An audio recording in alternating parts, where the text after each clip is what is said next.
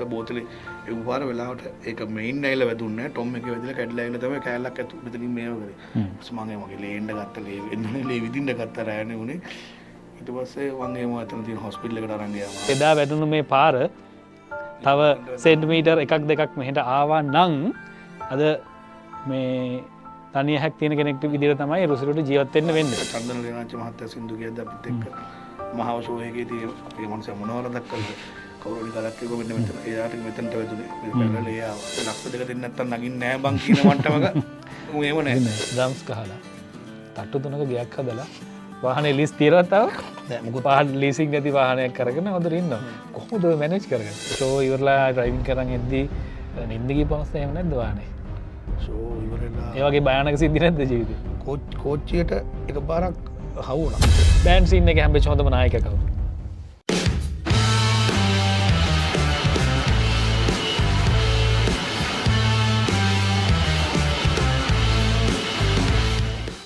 on stage and music කියලා කියන්නේ අපේ ජීවිතේ අපිට හම්බෙන හොඳම බෙහෙත කියලා මම හිතනවා. ඒතර ස්ටේජ් එක කියලා කියන්නේ වේදිකාව කියලා කියන්නේ ලංකාවේ ගත්තත් පිටරට ගත්තත් රසවින්දනය කියන කාරණාවට වැඩිම දෙනෙක් වැඩිම වෙලාවක් එකතු වෙන තැන.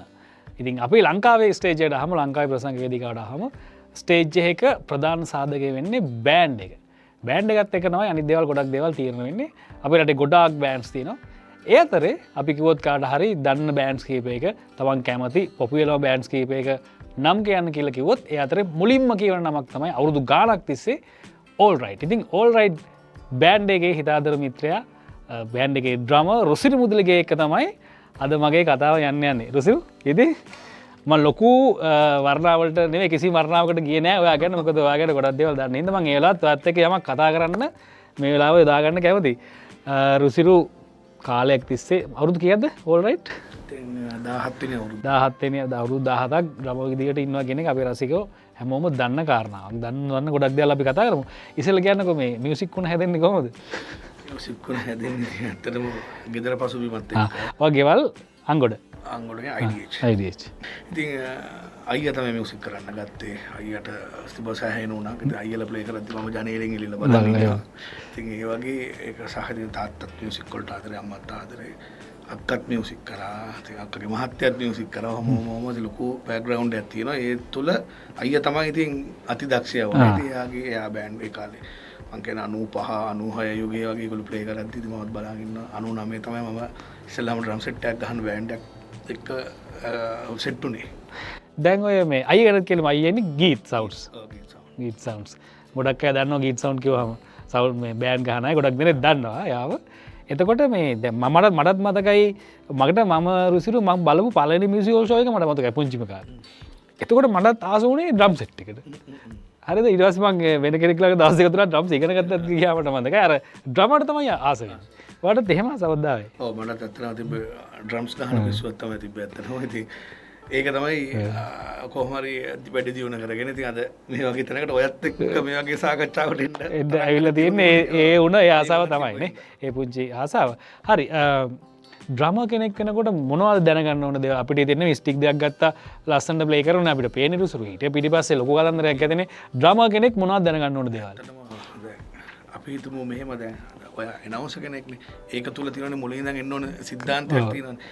ඒ වගේ ඇත්තනම ඩ්‍රම් සෙට් එකේ ප්‍රධානම දේ තමයි අර අපිට සරස්වති දේවිය දුන්න හැකියාව. ඒ කියන්නේ අපිට දැන් වචනයක් නම් කියලා අපිට මේක මේ වචනේ මේ විදිහට කියන්න කියලා කරන්න පුළුවන්. නමුත් අර ඇඟට එන්න ඕනේ තාලය කියන එක ඒක අපිට බලෙන් දෙන්න බෑ.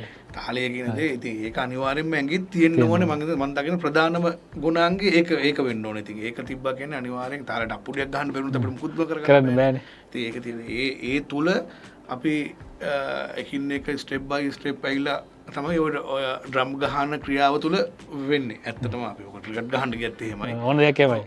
ලොකු කැපකිරීමක් තියෙනවා. ඉතින් මම දැක්කෙත් ඒක ඇත්තම ඩ්‍රම්ස් ජීවිතය තුළ තියෙනවා ස්ටෙප් බයි ස්ටෙප් එන්න ඕන එකක්. ඒකට ලොකු කැපකිරීමක් කරන්න ඕනේ.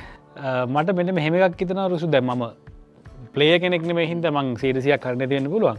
දැන් මට පේනවා ඩ්‍රවස් ගානටයක් ඩ්‍රයිවිං කරනවා වගේ වැඩක් කියලා. ඒ කියන්නේ කකුල් දෙක පාවිච්චි කරනවා අත් දෙකවත් පාවිච්චි කරනවා. මං කියන්නේ මනස මං කියන්නේ අනිත් ඉන්ස්ට්‍රුමන්ට් ලේසි කියලා මං එකෙන් කියන්නේ. හැබැයි ගිටාර එකක් වාඩිලා වුණත් අපිට ප්ලේ කරන්න පුළුවන්. හැබැයි ඩ්‍රම්ස් එහෙම බෑ. ඩ්‍රම්ස් වලට මුළු සරුවාග්‍යව පාවිච්චි කරනවා. ගොඩක් වෙලාට ඩ්‍රම් සෙට් එක උඩ අනිත් අය ඔක්කොම ප්ලේ කරන්නේ. ඒ කියන්නේ මේන් මම දකින්න තියෙන මේන් පුරුක ඩ්‍රම ඇත්තටම ඉතින් එයාගේ කවුන්ට් එක එයාගේ තියෙන මතකය එයාගේ අනිත් අය බැලන්ස් කරන්න යන්න තියෙන ටික ඉතින් ඒ ඔක්කොම ඩ්‍රමා ගැතිය තමයි මේන් පුරුක් එක අනිවාර්යයෙන්ම පුරුක ඩ්‍රමා. ලංකාවේ හැම ගමකම හැම ටවුන් එකම බෑන්ඩ් එකක් තියෙනවා.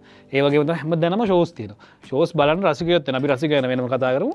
මෙච්චර මේ බෑන්ඩ් ගහන්න කොල්ලෝ ආසයි. එච්චර උණක් මොකද ඔය ඉන්නේ හැමදාම ඒක තියෙන ආසාවක් ඕක. බෑන්ඩ් ගහන එක අපි මියුසික් වලට නැත්තම බෑන්ඩ් එකක් තියෙන මියුසික් තුලනේ. ඉතින් ඇත්තටම මියුසිෂියන් කෙනෙක් කියන්නේ කලාවට ලැබි කෙනෙක් කියන්නේ එයාගෙන් එයාට ලැබෙන පන්රේ සහ එයාට ලැබෙන ආකර්ෂණය ඒක ඇත්තටම මම හිතන්නේ ජනාධිපති කෙනෙක්ටවත් ගන්න බැරි දෙයක් තමයි ඇත්තටම. ඒ කියන්නේ කොච්චර අපි ලෝකේ අපි හිතමු දියුණු චරිතයක් වුණත් ජනප්‍රිය චරිතයක් වුණත් ඒ කෙනාට සින්දුවක් ලස්සනට කියන්න පුළුවන් නම් දෙයක් වාදනය කරන්න පුළුවන් නම් ඒක ඇවිල්ලා මාරම දෙයක් නේ ඇත්තට. ඒ හින්දා අර ගොඩක් තරුණ තරුණියෝ කැමති කලාව තුලින් අපි තුමක් ඩ්‍රම්ස් එක්ක මොනවා හරි ඉන්ස්ට්‍රුමන්ට් එකක් ප්ලේ කරන ඒ අතර ඉතින් අර ඩ්‍රමා කෙනෙක් කිව්වහම තියෙනවා ලොකු තැනක් තියෙනවා. වෙන එකක් තියෙනවානේ.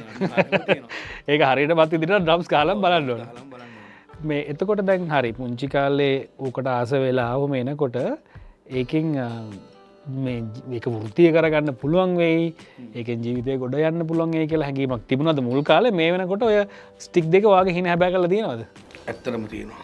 ඒක බය නැතුව කියන්න පුළුවන්. ඒක බට නම් මුලින් ඉඳන්ම තිබ්බා. ඒ කියන්නේ අපි ඒ කාලේදී අපි දැකපු බෑන්ඩ්ස් තිබ්බන්නේ. දැන් මම පොඩි කාලේ සම්ප්ලෝස්ලා තමයි ලොකුම.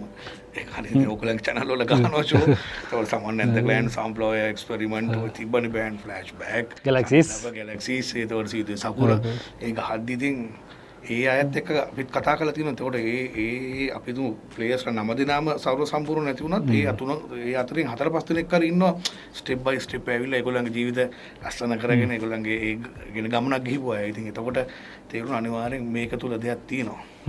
ඒක තුල කරගන්න පුළුවන් දෙයක්. ඒ කියන්නේ මේ හැම පැත්තෙම කල්පනා කරා මං කියන්නේ රුසිරු විශේෂයෙන්ම ඉකොනොමි එක. හරිද?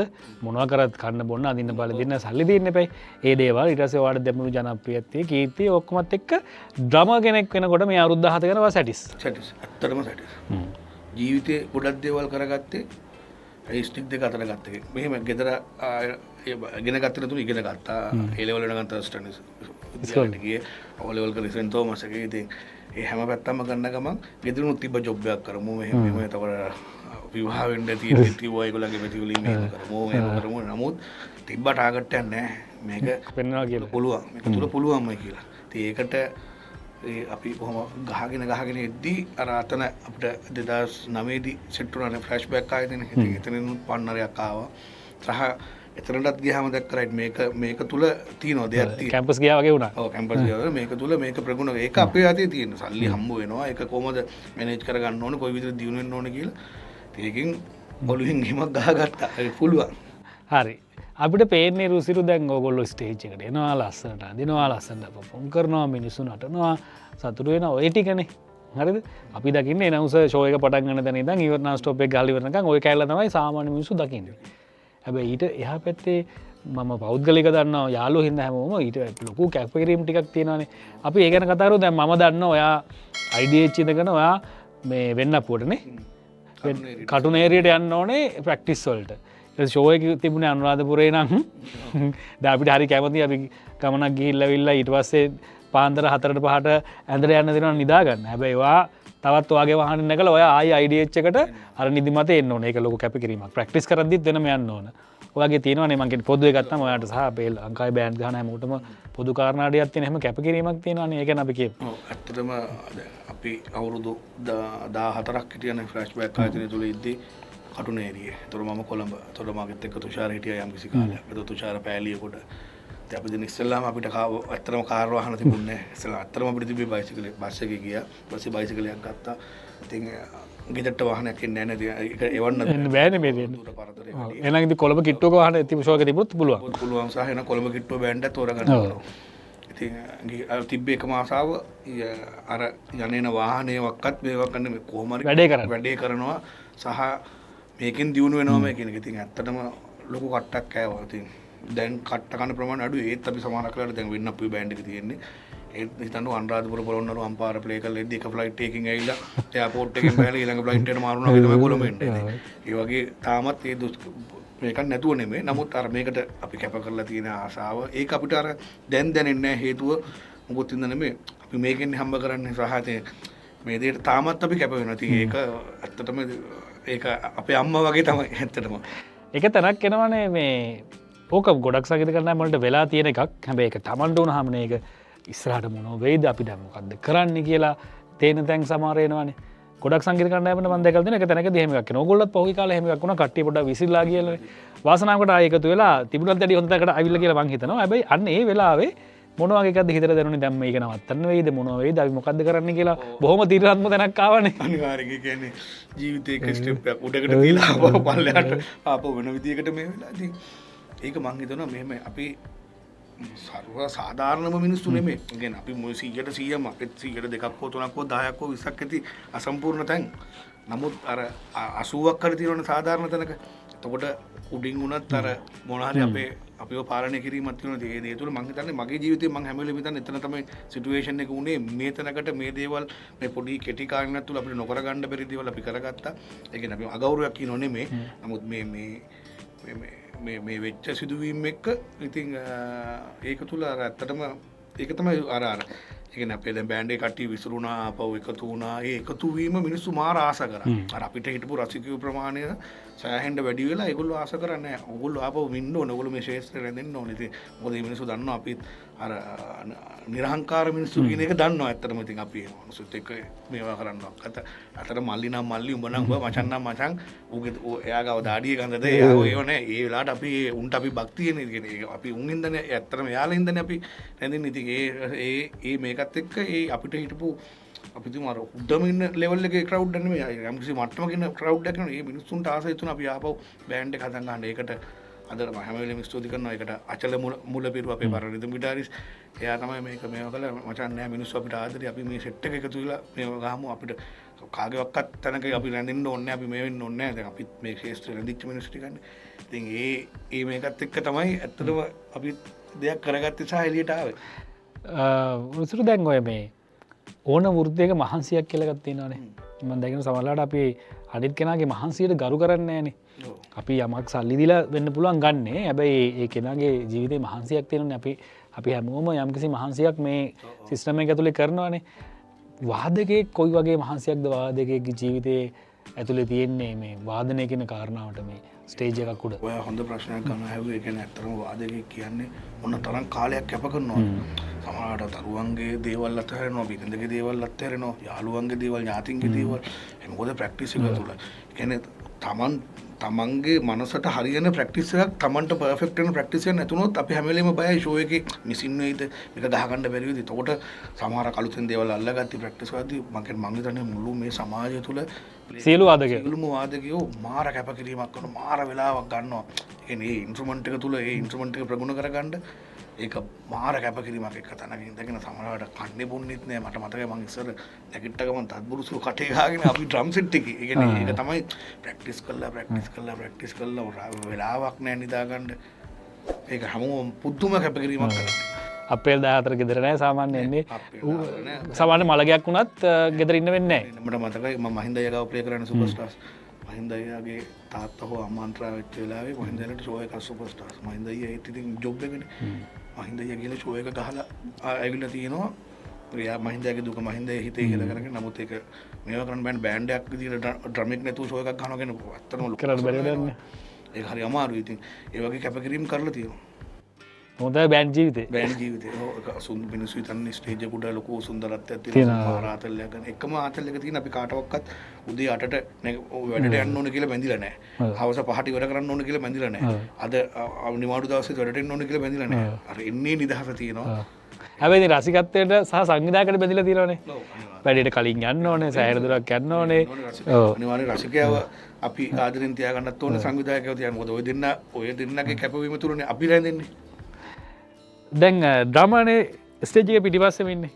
එතට ඔක්කොම දෙවල්ටික පේන ්‍රමට පලේස්ලත් පේනවා සිකර අයත් පේනවා ඕඩියස් එකත් පේන පොඩි උඩිඩොත් තින්නේ සියලු දේ පේනවා ඔය අවරුද්ධහතක් ෘතිම වශයෙන් අවරුද්ධහතක් ඉන්න ස්ටේජ් එක ඉඩඩි කාලය ඔක්කොම බැලුව පස්සේ ඔය ඔහොම ඉදන් දකිනකොට ස්ටේජගේ මැද ඉඳගෙන දකින්න ආසම දේවල් සහ දකින්න අකමැතිම දේවල් මොනවාද දකින්න ආස ඇත්තටම මිනිස්සු සුන්දර විදිහට ඒක විඳිනවනම් මිනිස්සු ඩාන්ස් කරනවා සමහරකට කෙල්ලෝ කොල්ලෝ දෙකොල්ලෝ මේකට ඩාන්ස් කරනවා එන සහෝදරයෝ වගේ මේ වෙනවා ඉතින් හරිම ආසයි ඒතකොට අපි දන්නවා ෂෝ එක මරුවට දුවනවා කියන්නේ මිනිස්සු අප්පුඩිය කිල්ලන්න කලින් අප්පුඩිය ගහනවා වෙනවා අයියේ උඹලා අපේ පණ අයියේ ආදරේ කියලා ගෑ ගහද්දි අපි දන්නවා මේ කියන්නේ මේ අර සමහරක් වෙලාවට රසිකයන්ගේ හැසිරීම වල දැක්කම ඇයි මේ සමහරකට උණුහරුපෙන් බගින වෙලාවල් තියෙන අඩු ඔයත් එක්ක විතර ඉතින් සමහරකට ඔයා එනවුස් කරන ෂෝ වල සමහරක් වෙලාවට ඒ කියන්නේ ඇයි ඒ කියන්නේ මොන හේතුවකටද සමහර මිනිස්සු හැසිරෙන විදියත් එක්ක ඒ කියන්නේ මොකක් හරි අපි හිතමු ගලකින් ගහුවා කියලා ඒ ගල් පාරක් වැදුනොත් ඇහැකට හරි මේක ඉතින් මම අත්දැකීම විදලා තියෙනවනේ මගේ නාමේ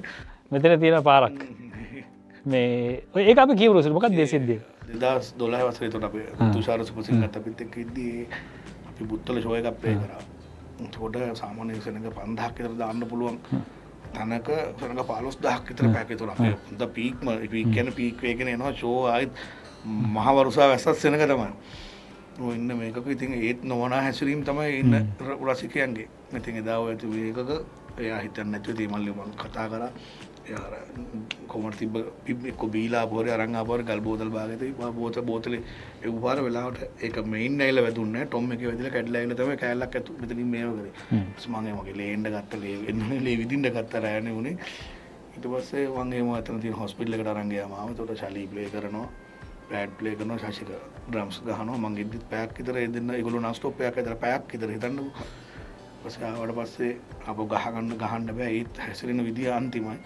ඊපස්සේ අපේ වෙලාවකට එතන ස්ටීෆ් කඳුරක් තිබ්බ ඒගොල්ලන්ට මොනෝ හිතලා හරි ආරංචියක් ගිහලා හරි ස්ටීෆ් කඳුරෙන් ඇවිල්ලා තමයි ඉන්න නොමනා හැසිරීම පුද්ගලයන්ට සියල්ලන්ටම පහර දීලා බෑන්ඩ් එකත් ඒගොල්ලන්ගේ වාහනවල මෙලියට දාලා අපිටත් ආරක්ෂාව දීලා එදා යවුවේ ඒක අමතක නොවන දෙයක් මේ මම දවසක් ඒ වගේම දැක්ක චන්දන ලේනාචි මහත්තයා සින්දු කියද්ද අපිත් එක්ක මහව ෂෝ එකේදී අපේ මනුස්සයා මොනවද කළා කවුරු හරි ගලක් කිව්ව මෙන්න මෙතන එයාට මෙතනට වැදුනේ මේ පැනලා ඒ ආවා මේ සින්දු කීකීද්දි මොන වෛරයකටද මොන තරහකටද මොනව ලබා ගන්නද අයි එහෙම වෙන්නේ ඒක තේරෙන්නේ එයාගලන්ගේ කවුරු හරි සහෝදරයෙක් හරි බෑන්ඩ් ගහනවනම් ඒ වෘත්තිය දෙනවනම් ඒගොල්ලෝ ජීවිතයක්වත් ඒකම කරන්නේ නැහැ ඔව් රසිකවගෙන් මම ඉල්ලන්න කැමතියි අපිට ප්‍රශ්නයක් රසිකත්වය ඇයි ඒ විදිහට වෙන්න කියලා හැමෝම හොඳ රසිකවන හැමෝම ආසාවෙන් ෂෝ එකක් බලන්න ඉතින් කොමුණත් මේ වෙලාව මම වෙලාවක් කරගන්න පොදු ඉල්ලීමක් කරන්න කවදා හරි ෂෝ එකක් බලන්න ගියාම මොන ප්‍රශ්නය වුණත් ඒක අපි වෙන විදිහකට විසඳගමු අපිත් මේකට ඩිරෙක්ට් සම්බන්ධයි නේ රුසිරු ගලකින් ගෝතලයකින් එතෙන් එන්න එපා මොකද එදා වැටුණු මේ පාර තව සෙන්ටිමීටර් එකක් දෙකක් මෙහෙට ආවා නම් අද මේ තනිය හැක් තියෙන කෙනෙක් විදිහට තමයි රුසිරට ජීවත් වෙන්න වෙන්නේ. බෑන්ඩ් එකකට ගහන්න බෑන්ඩ් එකකට ගල් නෙමෙයි පොළු වලින් හරි ගහන්න බෑන්ඩ් එක ප්ලේ කරන්න බෑ කියලා. බෑ කියනවා. ඔව්. ඇත්තටම කොහොක්වත් ෂෝ එක බෑන්ඩ් එක ප්ලේ කරන්න බෑ කියන්නේ නැහැ. මොකද බෑන්ඩ් එක ස්ටේජ් එකට නැක්කට පස්සේ බෑන්ඩ් එකේ ආවේ ගහන්නනේ. ගහන්නනේ. අපිට ඒ පාන්දර දෙක නෙමෙයි පාන්දර හතර අපි ආටිස් බැකින් ගහන්න නැත්නම් පාන්දර හතර පහ වෙනකම්. අපිට කලින් ගහපු සම්ප්ලවර්ස් ෆ්ලෑෂ් බෑක්ලා හරිද අපලා ගහලා නැද්ද ආටිස්ලා. උදේ අපි සමහර අපි පොඩි කාලේ ඉස්කෝලේ යද්දි සම්ප්ලවර් පාන්දර හතරට අඩට ප්ලේ කරලා තියෙනවා අපි අයිඩි ඡන්දියේ. ඉතින් ඒක බෑන්ඩ් එකේ ප්‍රශ්නේ සමහරකට පොලිස් නීතිය අනුව පොලිසියෙන් නතර කරන මේ ෂෝ එක පටන් අරන් එක පැයකින්. එතකොට ඔය අත්දැකීම් මට හොඳටම තේරෙනවා. අපිටත් ලයි දෙව තියෙනවා. ඒ කියන්නේ පොලිසිය ගිහිල්ලා ඔහොම කියලා එකට නවත්තන්න කියලා ඒ දවස්වල තමයි කියන්නේ මුලින්ම. අපි ඔය අත්දැකීම් හොඳට දන්නවා. ඉතින් ඒකදී අර බෑන්ඩ් එකක්වත් සවුන්ඩ් එකක්වත් ලයිට් එකක්වත් රේඩියෝ එකක්වත් පාලි නැහැ මේ මිනිස්සුන්ගේ ශ්‍රමය සහ මානසිකව අම්බ කරගත්ත දේවල් නේ ඔය තියෙන්නේ ඒගොල්ලෝ රස්සාවක් කරන්නේ ඒ වලට හානි කරා කියලා අර මිනිස්සුන්ට ලැබෙන දේකුත් නැහැ පාඩුව තියෙන්නේ ඒකේ වේදනාව තියෙන්නේ ඒ දේවල් වල අයිතිකාරයන්ට ඇත්තටම පහුගිය දවස්වල වෙච්ච සිද්ධියක් ඇවට බෑන්ඩ් එකට වෙච්ච සිද්ධිය අපි දැන් මේක රෙකෝඩ් කරනකොට දවස් 3-4ක් වෙන්නේ විසිරුනේ හරිම අවසන් දැන් Facebook යන්නේ හිතෙන්නේ නැති ගානට අපිට වේදනාකාරී සිද්ධියක් ඒක හද්දි ඇත්තටම මට හිතෙනවා ඌ අරන් පොලේ ගහන්න. ඒ කියන්නේ ඒ තරම් කේන්තියක් එනවා. ඒක එහෙම වෙන්නේ නැත්නම් අපි මිනිස්සු නෙමෙයිනේ කියන ඇත්ත. ඇයි අප්පා ඒ තරම් තිරසං වෙන්නේ? මොනවද ලබා ගන්නද? අනේ හන්ද. මියුසික් කිරීම බෑන්ඩ් ගහිල්ලා එපා වෙච්ච කලකිරුණු කෙනෙක් තියෙනවද මේ අවුරුදු 17 ඇතුලේ? එපා වෙච්ච කලකිරීම තැනක් තිබ්බා. හැබැයි ඒක මාර පන්නරයක් වුණා ඊළඟ ස්ටෙප් එක ඉස්සරහට. ඒ කියන්නේ මම මෙහෙම කියන්නම් ඇත්තව මම දමිත් ගාව හිටියනේ. දමිත් අසංගගේ සන්තෝෂ බෑන්ඩ් ඉද්දී තවට ලෙබලන් සංචාරයක් ගිහිල්ලා මම එහිද්දි මට ආරංචි ආවා මේ ඕල් රයිට් ලගේ මේව ගන්නවා. ඉතින් මම ඉස්සෙල්ලාම ඕල් රයිට් ඊට පස්සේ ඉන්ටර්විව් එකකට මම අතරම ඒක බස්නායකයි හරහා තුෂාරගේ හරහා මම ඔක ගියා. මම ඉතින් ඒක දමිත්ට කියන්න ගියෙත් නෑ. ගිහිල්ලා ඉතින් මේ විදිහ හැබැයි මට ඒක හිතට මට දැනුන්නේ නෑ.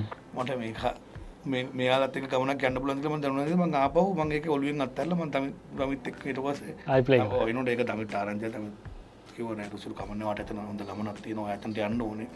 ඒක ප්‍රශ්න නෑ. ඔයා එතනට ගියා වගේ මටත් මෙතනට එක්කෙනෙක් ගන්න පුළුවන් ඉන්නවා. මෙහෙම කාලෙදී මට මං එනකොට මං එතනින් ආවේ නෑ මං ආපහු ඕල්රයිට් යන්න නෑ මම මේගොල්ලෝ පස්සේ එනකොට දමිත්‍රි තීරණයක් ගත්තා. මට ඒක මාරදීට ඒ කියන්නේ ඒක මම හිතලා මමත් වැරදි ඇති මම ඒක යාට නොකිය ගියා කියන එක කොහොම හරි ඒකත් එක්ක මට පොඩි අවුලක් ආවා හිතට. මං එතකොට මම මාස 2-3ක් වැඩලා ඉද්දි මට ආපහු ඕල්රයිට් එකෙන්ම කතා කරා වසඩොනලා යාරා එන්න කියලා. මං ඒ වෙලාවේදී ගත්තා තීරණේ නෑ මං අනිවාර්යෙන්ම ගිහලා ප්ලේ කරනවා. එතකොට ආපහු ඕල්රයිට් එකෙන් ෆ්ලෑෂ් බෑක් ගිහලා නතර වෙද්දි මට ඒක ලොකුවට හදවතට දුන්නා. මං දන්නවා එකම හේතුව මම අදහන ආගමත් එක්ක ධර්මෙත් එක්ක මට මේ දෙන්නේ මගේ මගේ මේ සිටුවේෂන් එකේ මගේ මේ ජීවිත කතාවේ එක ස්ටෙප් එකක් මේ වෙන තැනකින් කොහෙන් හරි පටන් ගන්න කියලා. ඒක මට මං හිතනවා ඒක මට මාර දෙයක් වුණා. මට ඒ අර පළවෙනි පාර වෙච්ච සිදුවීමත් එක්ක මට මේක දෙවෙනි එක දැනුන්නේ නැහැ. මං ගෙදර අයටත් කිව්වේ කනගාටු වෙන්න එපා. මේක තුල වෙන තැනක් අපිට අනිවාර්යෙන් හොයලා දෙනවා. හොඳයි. සංගීතය නිසා ලැබිච්ච දේවල් සහ නොලැබිච්ච දේවල් මොනවද ජීවිතේ? සංගීතය නිසා ලැබිච්ච දේවල් ගොඩයි. ඇත්තටම දේවල් ගොඩක් ලැබුණා. ඒ කියන්නේ හොඳ රසිකයෝ ටික, හොඳ යාළුවෝ, විදේශ රටවල් වල ඉන්න මිත්‍රයෝ. රටවල් කීයකටද කියලා හිතනවද? රටවල් දැන් 10 පන්නල ගියා තියෙනවා. ඒ කියන්නේ ඕක කිව්වොත් ගොඩක් ගියා. රටවල් 10 15ක් විතර වගේ වෙන්න ගියා. මුල්ම එක ගියා මහින්දත් එක්ක ඉද්දි 2006 ගියා. එතකොට දෝහාකට. ඊට පස්සේ දමිත් එක්ක ඉද්දි ලෙබනන් ගියා. ඔය මේකද ගොඩක් ගියේ ඕල් රයිට් ඉද්දි තමයි. පස්සේ මේ ඕල් රයිට් ආපහු දෙවෙනි මේක හදාගෙන තියෙන අපි ශරීර අපි කට්ටිය හදාගෙනත් දැන් අපි රටවල් කීපයකටම ගියා නෑවිල. නොලැබිච්ච දේවල් සංගීතේ හින්දා නොලැබිච්ච දේවල් කියන්නේ ගෙදර ඉන්න ප්‍රමාණය අඩු වෙනවා. එතකොට ගෙදර අයගේ දේවල් කරන්න අඩු වෙනවා. ඒ පැති තමයි මේවා තියෙන්නේ. ඒවත් හැබැයි කාලයත් එක්ක වයසත් එක්ක දැන් කොහොම හරි මේ දේවල් වලට යෙදෙන්න ඕනේ කියන එක ඇවිල්ලා තියෙන්නේ. ඔව් ඇවිල්ලා තියෙනවා. ඉතින් අර හිත විදවීම් තමයි ගොඩක් වෙලාට වෙලා තියෙන්නේ. සහ වුණා නම් උනේ ඒ නැතුව හරමට නලින්නගේ සිල්ලන සංගීතය හින්දා බුළුර ඇඩිදි වරලා දස බුදීන්දා මගේ රොස්ලි ජොස්ලිය පැල්ල ගිය කියලා ඒම වෙලා නෑ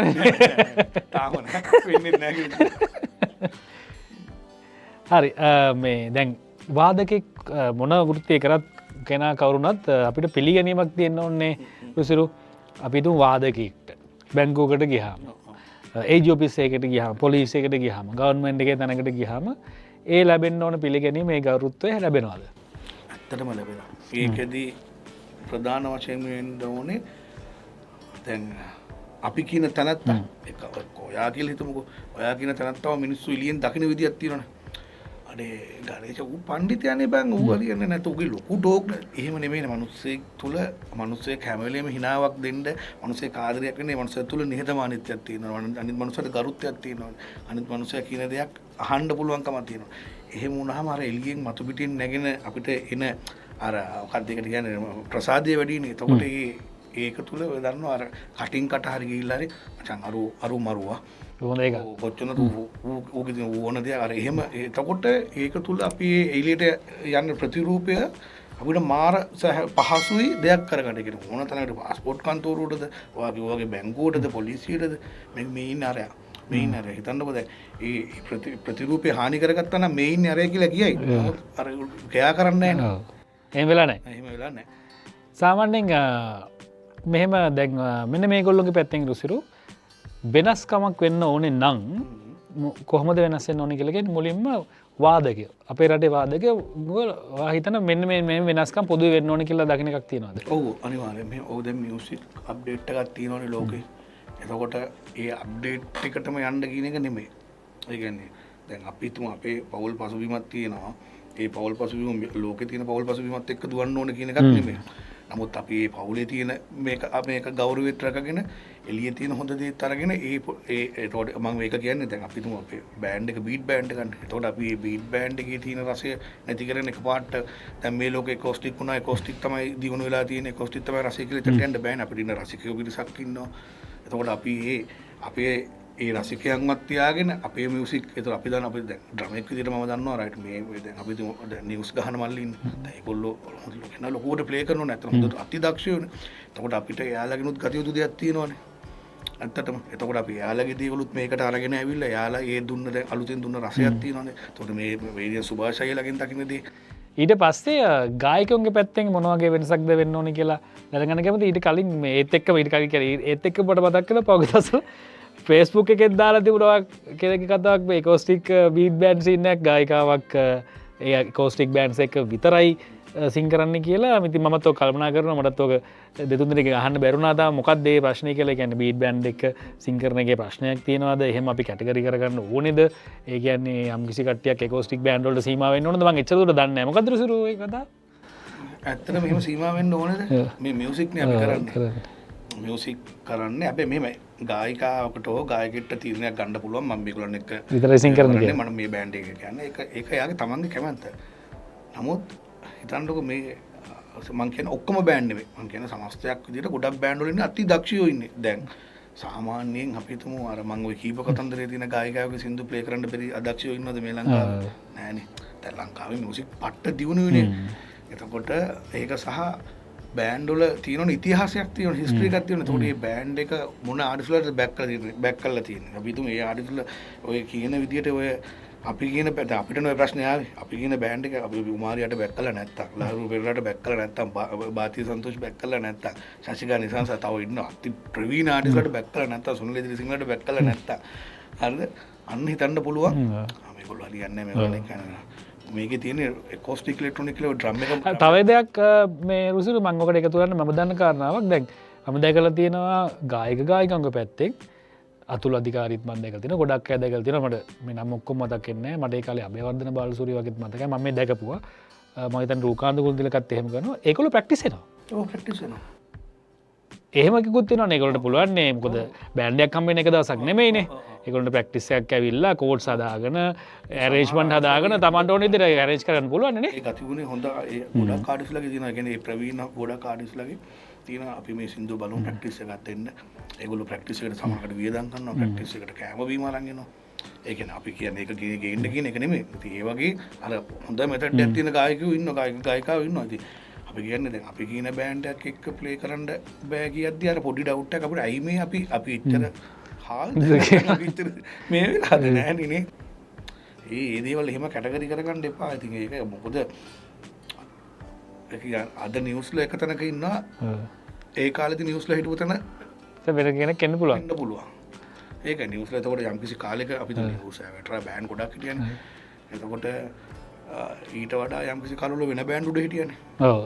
ඕක කොහොම තමයි දෝලණය වෙන්නේ. දෝලණය වෙන්නේ. එතකොට එහෙම කියන්න බෑනේ. ජනප්‍රියත්වය සෙට් එක වෙනසකට සමහර මිනිස්සුන්ට ඇත්තටම ඒගොල්ලෝ ලොකුවට මේවා කරාට ලොකු ගණන් ගත්තට ඒගොල්ලෝ දන්නේ නැහැ මේක බීට් බෑන්ඩ් එකක්ද මේක ඉලෙක්ට්‍රොනික මේ කොස්ටික් බෑන්ඩ් එකක්ද කියලා. එහෙම තත්ත්වයක් තියෙන්නේ. හරි ඔයකම කතා කරමු මේ ගණන් ගැන ලොකු මතභේද Facebook එකේ හරියට ෂෙයා වෙනවා. අපිත් අත් කට්ටිය හම්බුනාම කතා කරනවා මේ ගණන් වැඩි කියන. ඊට පස්සේ පැත්තෙන් අහනවා ඉතින් වැඩි නම් ඇයි ගෙන්නන්නේ කියලා. ජනප්‍රියත්වරනේ ඒකට ගන්නේ. එහෙම වටිනාකමක් දෙන්න බෑ. ඒක අහදාලා කෙනා තමයි තීරණය කරන්නේ. ඔහොම කියලා එකක් රුසිරු තියෙනවා. කොහොමුණත් අපිට හිතෙනවා එක පැත්තෙන් අපිත් ඒ වෘත්තීයට සම්බන්ධ හින්දායි අපි රසිකයෙකුත් වෙනවනේ ගොඩක් වෙලාවට. ඉතින් ඒක කොහොම වුණත් මෙතන මියුසිකල් ෂෝ කියන එක තියෙන්නේ බෑ. මෙහෙම එකක් තියෙනවා මම දකින්න. අපි ගණන් පැත්ත බැලුවාම ගණන් කියන්න පුළුවන්. ඒක තමන්ගේ කැමැත්ත. මේ මගේ මතේ බෞතරයක් සමහර නැත්තම් මේ වෙනවනේ අර ඊට පස්සේ මේ කමෙන්ට්ස් වල ඉන්න නැන්න මේ මගේ මතේ මම කියන්නේ. ඒ කියන්නේ ගණන් ඔයාටත් කියන්න පුළුවන් මටත් කියන්න පුළුවන් එක ගණන්. අපි දෙන්නගේ මාකට් එකේ විවිධයි. හැබැයි තියෙන සමහරක් ෂෝ තියෙනවනේ සමහරක් තියෙනවා හොඳ ඉන්ටර්නැෂනල් ලෙවල් ෂෝ තියෙනවා සහ ඉන්ටර්නැෂනල් ලෙවල් එකේ කරන සංවිධායකවරු ඉන්නවා. එතකොට ඒ මනුස්සයට කියන්න පුළුවන් මේ තියෙන මේ ඉන්න ගායකයෝ එක්ක සහ ඉන්න මේකත් එක්ක යම්කිසි මුදලක් කියන්න පුළුවන්. හැබැයි මොනවා කරත් සාධාරණයක් තියෙන්න ඕනේ. මම කියන්නේ සාධාරණය කියන වචනේ නැත්තම් මේ වෙන්නේ නැහැ. ඒක සංවිධායකයව දරා ගන්නත් පුළුවන් විදියට. එතකොට ඒ දිනගා ඒ අපි මේ සිංගල් ගන්න ගන්නට එයා සාධාරණයක් කරන්න පුළුවන් විදියට හැම පැත්තම සාධාරණ වෙන්න ඕනේ. ඒක සහ අනිත් එක ඒගොල්ලන්ට ගාන කිව්වට සංවිධායකයන් දැනගන්න ඕනේ මෙයාලා අපි කියනවද නැද්ද කියන එක. මොකද බෑන්ඩ් එකකට වඩා ගානක් ආටිස්ට්ලා ගන්නවා කියන්නේ ඉතින් අතන බෑන්ඩ් එකේ 9ක් මැරෙනවා. එතකොට එහෙම පැය ගානක්. පැය ගානක. එතකොට එහෙම දෙයක් තියෙනවා. ඉතින් ඒක ඇත්තටම මේ හිතල මතලම කරන්න ඕන දෙයක් කියන්නේ සංවිධායකයා සහ ෂෝ එක ඕගනයිස් කරන ප්‍රධානම එක්කෙනා එයා දැනගන්න ඕනේ. මොකද සල්ලි මතම නෙමෙයි උතන තියෙනවා ලොකු මනුස්සකමක් කියන දෙයක්. ඒ මනුස්සකම කියන දේ රැඳෙනවා නම් ඔය හැම පැත්තම මේ වෙනවා. ගොඩක් ප්‍රශ්න තියෙන එකක් නෑ. හරි. ඔම කියන්නේ සංවිධායකවරුන්ගේ සහ හොඳ සහ වෙනස් විය යුතු කාරණා මොනවද අපේ රට සංවිධායකයෝ? හැමදාම රට සංවිධායක හම්බ වෙනවනේ. සංවිධායකවරු ප්‍රධාන වෙන්න ඕනේ අවංක වෙන්න ඕනේ. ඇත්තටම අවංක වෙනවා. මොකද ඒක නිසා අපි සංවිධායකවරුන්ගේ මාර විදියට අපි කියන්නේ අපි ෂෝ 30ක් ගැව්වොත් ෂෝ 30ම ගොඩ යනවා කියලා. ෂෝ 30 සමහරවිට 10ක් ගොඩ යනවා 20ක් ලොස්ට් වෙන්න පුළුවන්. හැබැයි ඒ ලොස්ට් වෙච්ච හැම වෙලේම සංවිධායකයා මරාගෙන කාලා නැහැ අපි නම්. උට රුපියල් 25000ක් කරේ අඩු කරලා උට ඒක දෙන්න පුළුවන් නම් මේක ආපහු යම් කිසි දවසක මේ මිනිස්සයා අපිත් එක්ක ෂෝ එකක් කරනවා. මම මොකද දන්නවා මේක නැත්තම් මේ මිනිස්සයා කියන මචං මෙච්චරයි මේ උනේ මෙහෙමයි. නැත්තම් අර සමහරක් මේගොල්ලෝ අර එන්න කලින් මුළු ගානම දාගෙන නටාගෙන එහෙම දඟලන්නත් බෑ. එතකොට මේ මිනිස්සයා ආපහු ඊළඟ මොකද අපි අත්දැකීමෙන්ම විඳලා තියෙනවා. පොළු කාපුවත් ඇතිනේ. පොළු අර පොළු කාන සිද්ධිය ඇත්තටම අඩුයි. මං මේ ජීවිතේ මං සල්ලි අරන් නැතුව ගෙදර ගිහිල්ලා නෑ ඇත්තට. ඒ කියන්නේ ඒක හොඳ ආරංචියක්. ඒ කියන්නේ එක දවසක්වත් නැද්ද රුපියලක්වත් හම්බ නොවන දවසක්. ඒ කියන්නේ මං අර ඒක අපිට බොරු කියන්න ඕනේ ෆ්ලෑෂ් බෑක් ආයතනය තුලින් හැදිච්ච දෙයක් තිබුණානේ. හොඳ දෙයට අපි හොඳයි කියන්නේ ඒකම ඒ විදියම සහ දැන් අපිටත් කලමනාකාරීත් ඉන්න එතන හිටපු කලමනාකරුම අපිත් එක්ක ඉන්නේ සුගත. ඉතින් ඒ සිද්ධිය එයා ගන්නට එතන ඒක බැලන්ස් කරගෙන හැම වෙලෙම ඒ කියන්නේ හැබැයි එයා සංවිධායක මරා ගන්න නැහැ. උඹ ඉන්න කලින් ලක්ෂ 5ද දාන්න ඕනේ 10ද දාන්න ඕනේ කියලා. යම් කිසි මුදලක් අරගෙන එතකොට අපි තුමු ෂෝ එක කැන්සල් වුණා කියලා ඒ හදිසි වැස්ස වර්ෂාවේ. එතකොට ඒ ආපු සවුන්ඩ් එකට ට්‍රාන්ස්පෝර්ට් එක බේරන්න ඒ මිනිස්සුන්ගේ පඩියක් බේර මොකද ඒ මිනිස්සු බඩුව හයි කරලා. රුසිල් බං ඔක මෙහෙම අහන්නම්. මම අහලා තියෙනවා. මම මේක රොෂානයත් එක්ක කතා කරගෙන තින්ද මට ඒක හරියටම මේ කියන්නේ මම දන්නේ එකන්නේ ෆ්ලෑෂ් බැක් ලයි ක්‍රමයක් තියෙනවා කියලා රයිට් මෙහෙම ඒගොල්ලෝ අපි හිතමුකෝ සාධාරණ හේතුවකට ෂෝ එකක් නවත්තන්න වුණා කියලා වැස්ස කියලා හිතමුකෝ එතකොට රයිට් මෙන්න මේ ගෙවීම් ටික කරන්න ඕනේ එහෙමයි කියලා ක්‍රමයක් තියෙනවා කියලා ඔයගොල්ලෝගේ එහෙම ක්‍රමයක් තියෙනවද?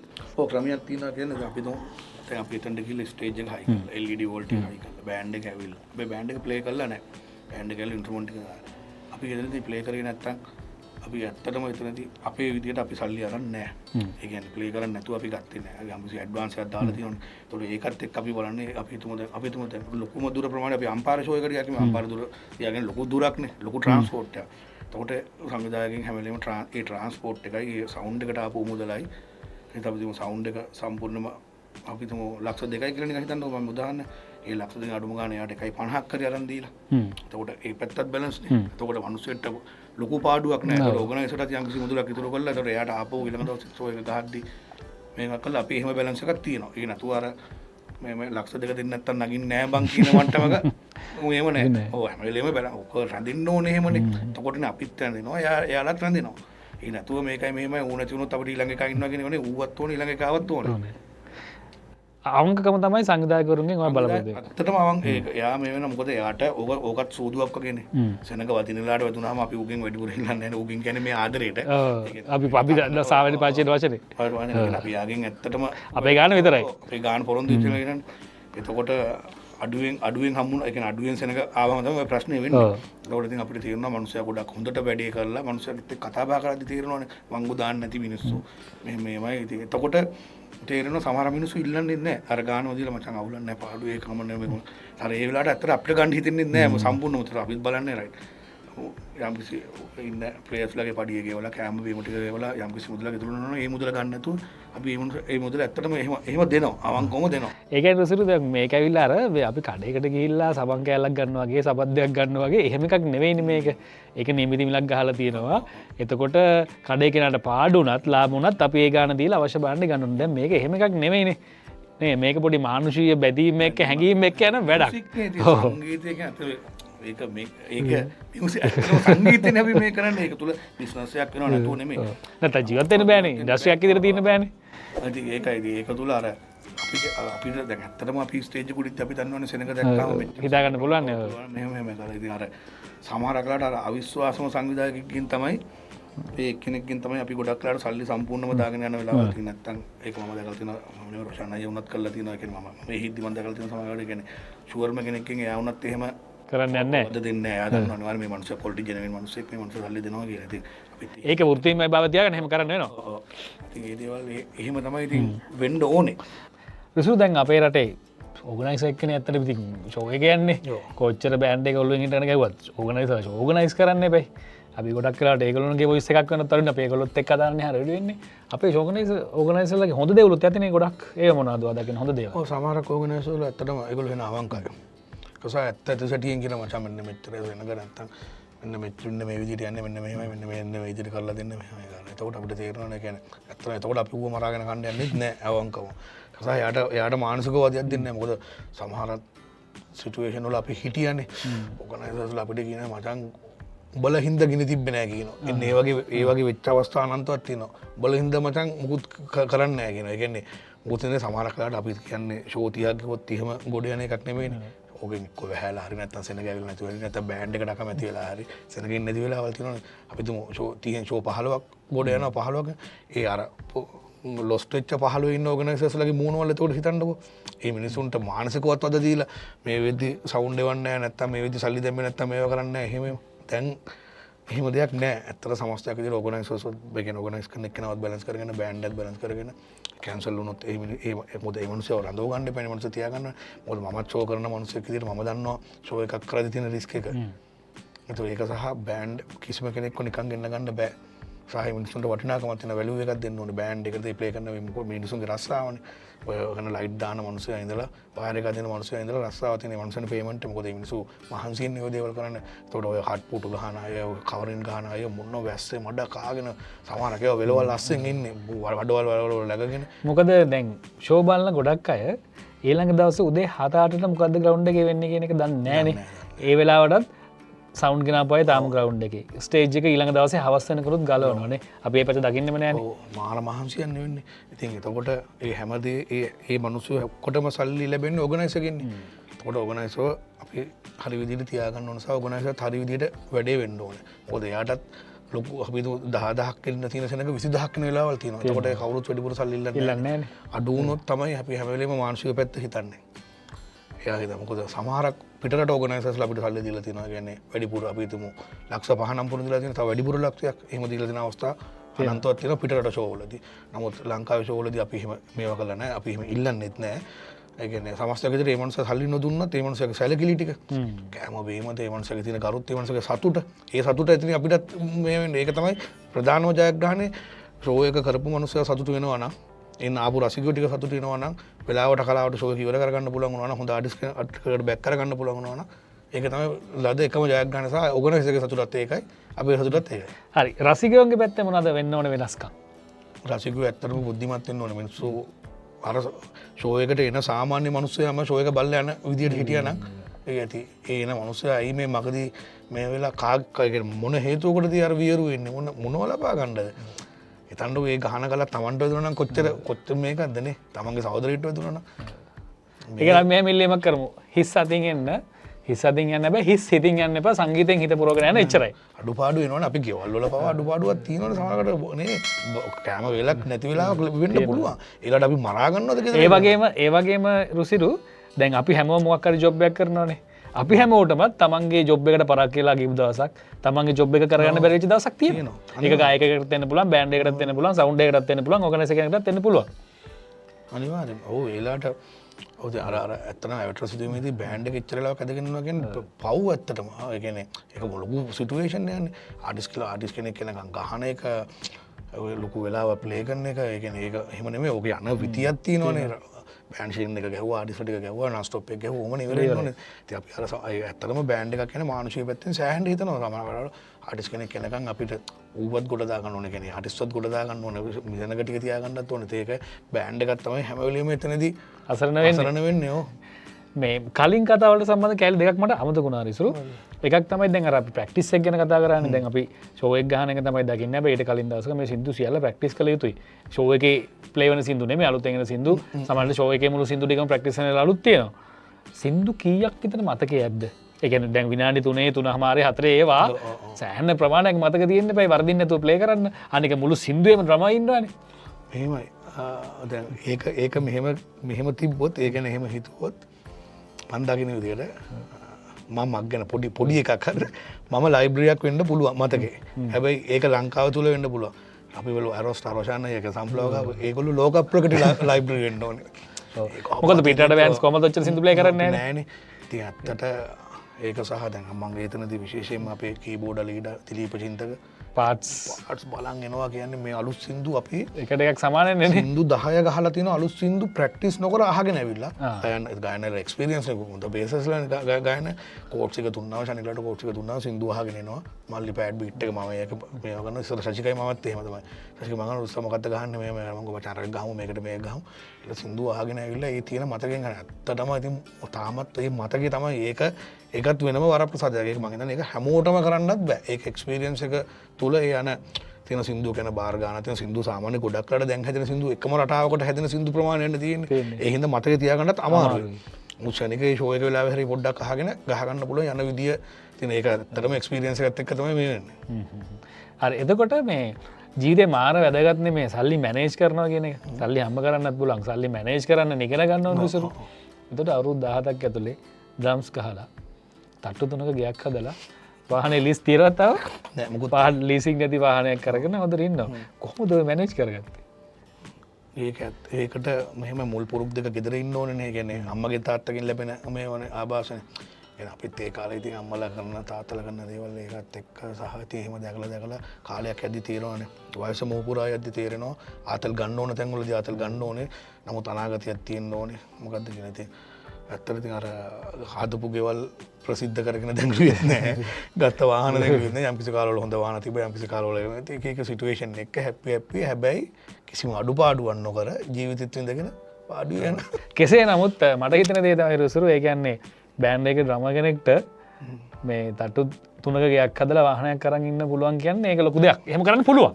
පුළුවන්. ඒක තමන් අතේ මැනේජ් කිරීම තියෙනවා. ඒක බෑ කිව්වොත් එහෙම ඒ ඇවිල්ලා බෑගනේ යාගේ තියෙන අදක්ෂකමක් තියෙන. එහෙම බෑ කියලා අත්තරපු මිනිස්සු ඇත්තටම මං කියන්නේ අපේ බෑන්ඩ් එකට මං අනිවාර්යෙන්ම කියලා අදටත් කියන දෙයක්. බෑ කියලා යන අයට තියෙන අදක්ෂකමක්. ඒ නතු මේක මේ හම් වෙන පඩිය මදි.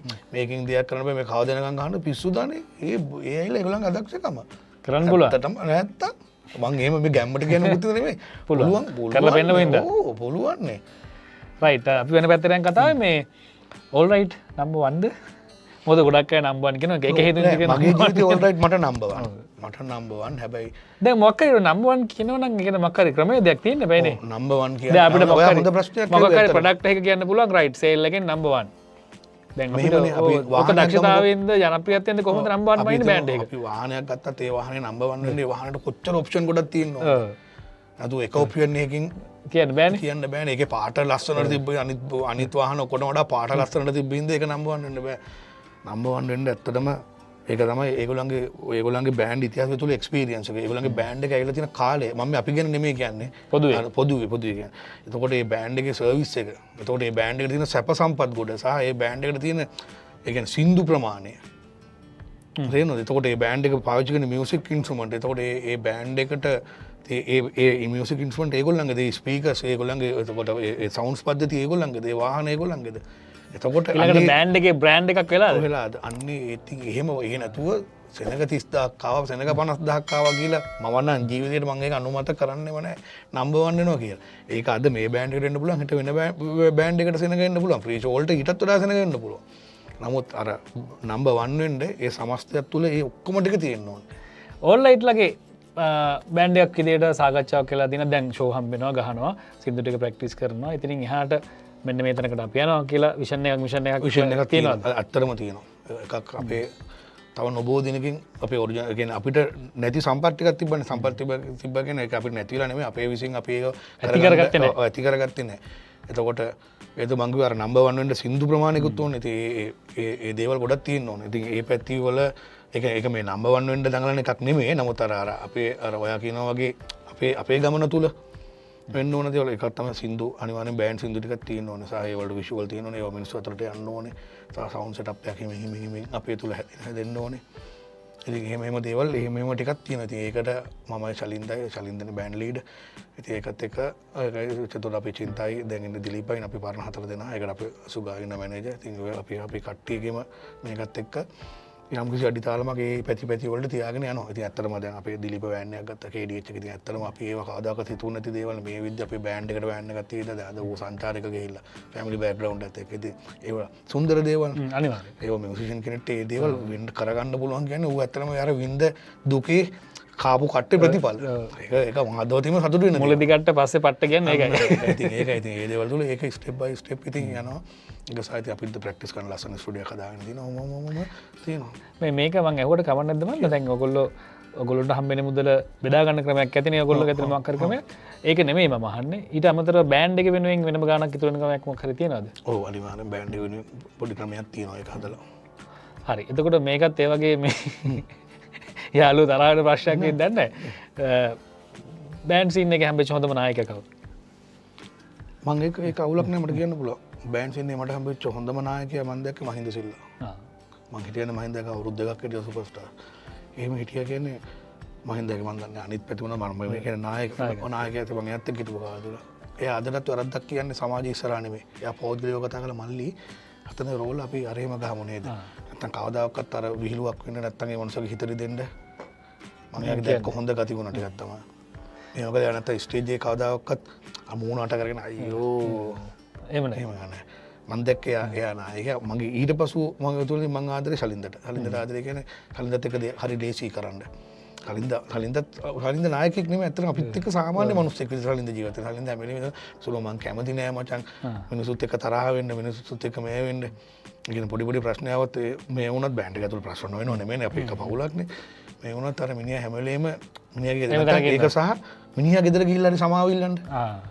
ඒ වගේ චරිත. ඒ කියන්නේ එහෙම කවදාකවත් මෙයා කැමති නෑ එහෙම බැනගෙන ගහගෙන මේවා කරගෙන තරහගෙන වැඩ කරන්නේ. නැත්නම් සමාවයන් කියන්න පුළුවන් තත්ත්වක උ නිහතමානී. ඒ කියන්නේ එයා නිහතමානී. ඇත්තටම ඒ ගතිගුණ මම හරි ආසයි. හරි. දැන් ඩ්‍රම්ස් කිව්ව ගමන් අනිත් පැත්තෙන් ඔක්ටෝපැඩිස් බලපානවනේ ඩ්‍රමර්ට ඔය දෙක එක ඉන්ස්ට්‍රුමන්ට් හයි මොනේ තමයි මම කියන්නේ ගොඩාක් සමීපයිනේ ඔක්ටෝපැඩ් එක. කවුද හම්බෙච්ච ඔක්ටෝපැඩිස්? නෑ ඒකද වචන දෙකක් නෑ. ඒක ශශිකත් එක්ක අවුරුදු 14ක් ගැහුවානේ. ශශිකත් එක්ක අවුරුදු 14ක් අතන ගැහුවා. ඊට පස්සේ මෙතනත් අවුරුදු 2ක් විතර ගැහුවා. ඔය 16ක් විතර ශශිකත් එක්ක තමයි. ශශිකත් එක්ක තිබ්බේ අන්‍යෝන්‍ය බැඳීමක් තිබ්බේ. ඒ කියන්නේ ශශිකත් එක්ක සින්දුවක් බලන්නෙත් නෑ අහන්නෙත් නෑ.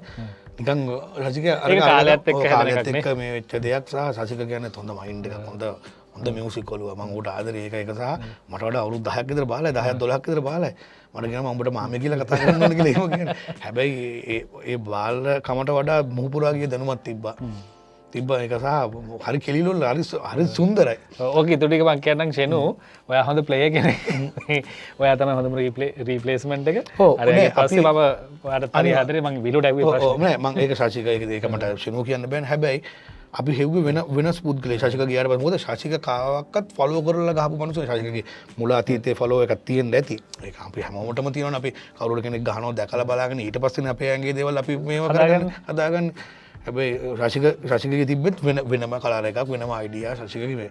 අපි ඒක පැත්තම්මයි බැලුවේ නැතුව ඔගේ නවංගගොඩ නාලකගේ කොපියක් ගහන කෙනෙක්වත් සනිද පජිතයගේ කොපියක් ගහන කෙනෙක්වත් අපේ ශශිකගේ කොපියක් ගහන කෙනෙක්වත් නෙමෙයි අපි. අපේ ඔළුවේ හැම වෙලේම තිබ්බ අපි කෙනෙක් වෙනම සද්දයක් ගහන වෙනම පැත්තකට බර සහ ඉදිරි ගමනක් තියෙන හැඩරුව හොඳ අපි නැතත් මේක ඇදගෙන යන්න පුළුවන්.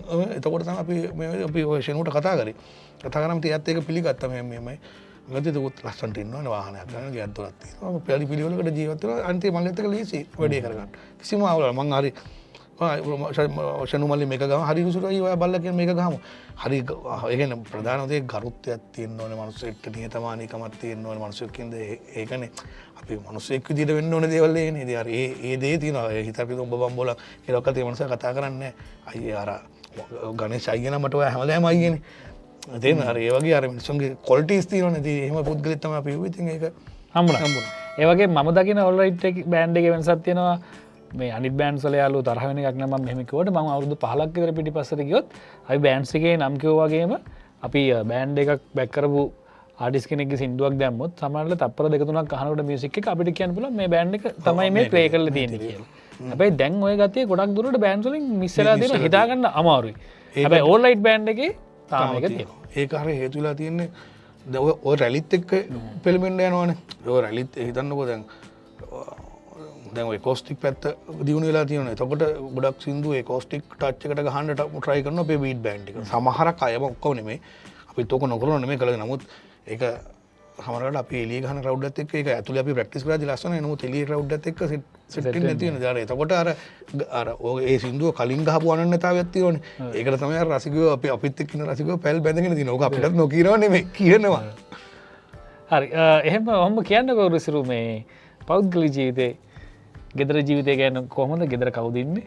ගෙදරින් හම්බෙන සපෝට් එක උපරිමයෙන් ඇති අනිවාර්යෙන්. ගෙදරින් කිසිදු බලපෑමක් නැහැ. ගෙදරින් ෂෝ එක ගහලා ඇවිල්ලා හවස 4ට නැගිට්ටන්නේ කොහොමද හවස 4ට නැගිට්ටන්නේ නැහැ.